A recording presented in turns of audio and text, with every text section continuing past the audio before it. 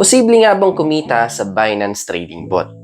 So kanina, nag-try na ako mag-open ng trading bot nga kay Binance. Pero puntahan pa rin natin kung paano gagawin. Sa homepage ni Binance, click lang natin tong trading bot, yung nasa taas. And then nag-spot grid bot lang muna ako.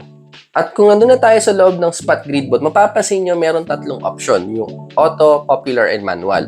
So syempre pag auto, bibigyan ka na neto ng parameters ng ilang days and then yung range ng buying and selling mo. So popular naman, ipapakita neto yung top ROI, top PNL, and top copied. So check mo lang yan isa-isa.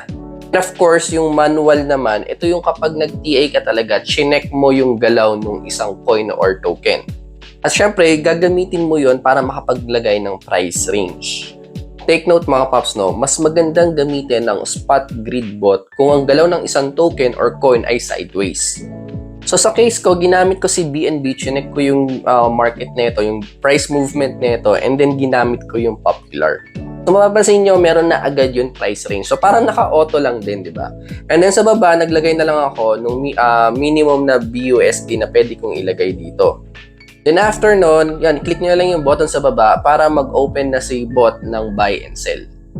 So ito na yung na-open ko mga paps, no? Nakapaglagay ako dito ng 80 BUSD o 4,500 pesos.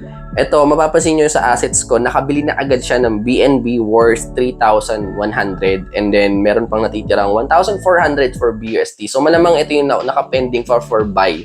And then meron na rin tong naka-sell, ready for sell. Ayan. So yun mga paps, iiwan ko muna tong spot grid bot na ginawa ko for 7 days and then gagawa ako ng update kung magkano nga ba yung naging profit nito.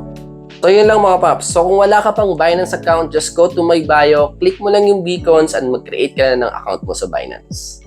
And kung nagustuhan mo tong video na to, please don't forget to hit like and follow nyo na rin po ako. Thank you. Bye-bye.